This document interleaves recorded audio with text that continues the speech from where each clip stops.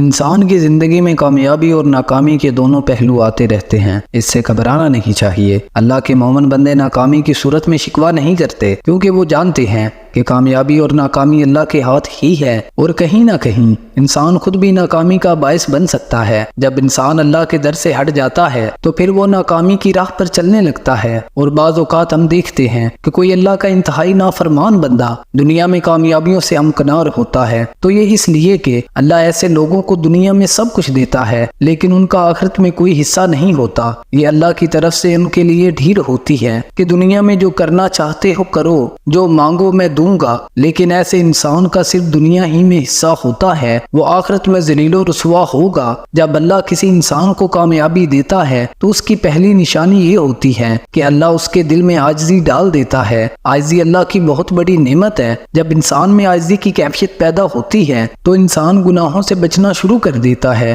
گناہوں سے بچنا خدا کے خوف سے ہی ممکن ہے، اسی کو تقویٰ کہتے ہیں۔ جب انسان میں یہ کیفیات ابھرتی ہیں تو اس کے دل سے دنیا کی محبت ختم ہو جاتی ہے، وہ اللہ کی رضا میں ہی خوش رہتا ہے۔ کامیابی کی نشانی یہ بھی ہے کہ انسان اللہ کی رضا میں راضی ہو جائے۔ دوستو، آج کے دور میں انسان کو زیادہ کی طلب نے اپنے خالق حقیقی سے دور کر دیا ہے۔ وہ بس دنیا کی زندگی کو ہی سب کچھ مان کر گمراہی کی طرف جا رہا ہے، جبکہ دنیا کی ہر چیز فانی ہے، سب ختم ہو جائے گا، صرف ہمارے اعمال ہی بچیں گے جو خدا کی بارگاہ میں ہمارے ساتھ جائیں گے۔ ہمیں چاہیے کہ ہم اللہ کی رضا کو تلاش کریں، اس کے مطابق عمل اختیار کریں۔ تقویٰ ایسا عمل ہے جو ہمیں گناہوں سے بچاتا ہے۔ دوستو، دنیا ایک کانٹے دار وادی ہے جہاں قدم قدم پر گناہوں کے کانٹے بچھے ہیں۔ تقویٰ کے ذریعے ہم اس کانٹے دار وادی سے اپنا دامن بچا کر گزر سکتے ہیں۔ جب اللہ راضی ہوتا ہے تو انسان کو نیکی کی توفیق دیتا ہے اور برائی سے انسان نفرت کرتا ہے۔ یہی کامیاب ہونے کی نشانی ہے۔ بعض اوقات ہم ایسا کام کرتے ہیں جس میں اللہ کی ناراضگی شامل ہوتی ہے، اور ایسا کام کرنے کو ہمارا نفس ہمیں اکساتا ہے، جبکہ کوئی ایسا کام جس میں اللہ کی رضا شامل ہو، اس کام سے ہمیں ہمارا نفس روکتا ہے۔ حضور اکرم صلی اللہ علیہ وآلہ وسلم نے فرمایا کہ کامیاب وہ ہے جس نے اپنے نفس پر قابو پا لیا۔ نفس ہمیں اللہ تعالیٰ کی نافرمانی کرنے کا حکم دیتا ہے۔ ہمیں چاہیے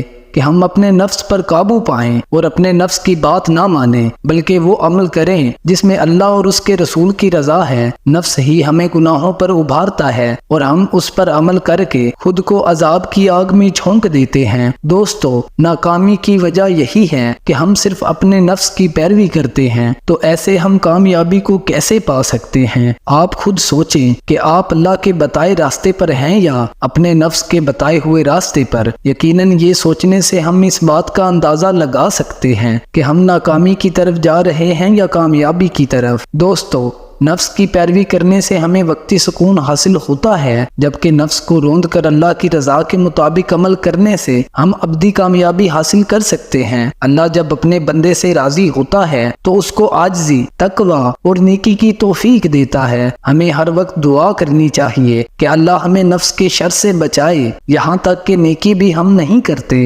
بلکہ نیکی کرنے کی توفیق بھی ہمیں اس رحمان و رحیم کی طرف سے ملتی ہے، اور جب یہ توفیق ہمیں ملتی ہے تو اس سے بڑی اور کیا نعمت ہو سکتی ہے۔ دوستو، اس بات پر ضرور غور کریں کہ ہم اس نعمت سے بہراور ہیں یا نہیں۔ اللہ کا ہم پر بہت بڑا احسان ہے کہ ہم الحمدللہ مسلمان ہیں، تو مسلمانوں میں جو خصوصیات پائی جاتی ہیں ان پر توجہ کریں کہ کیا وہ ہم میں موجود ہیں۔ اگر موجود ہیں تو ہم بہت خوش قسمت ہیں، اگر موجود نہیں ہیں تو ہم سے زیادہ بدبخت اور کوئی نہیں۔ ہماری اس ویڈیو کا مقصد آپ کے اندر موجود صلاحیتوں کو اجاگر کرنا ہے۔ دعا ہے اللہ تعالی ہم سب کو ہدایت دے اور اپنی حفظ و امان میں رکھے۔ ویڈیو پسند آئی ہو تو ہماری حوصلہ افزائی کے لیے ویڈیو کو لائک اور چینل کو سبسکرائب کر دیں۔ شکریہ۔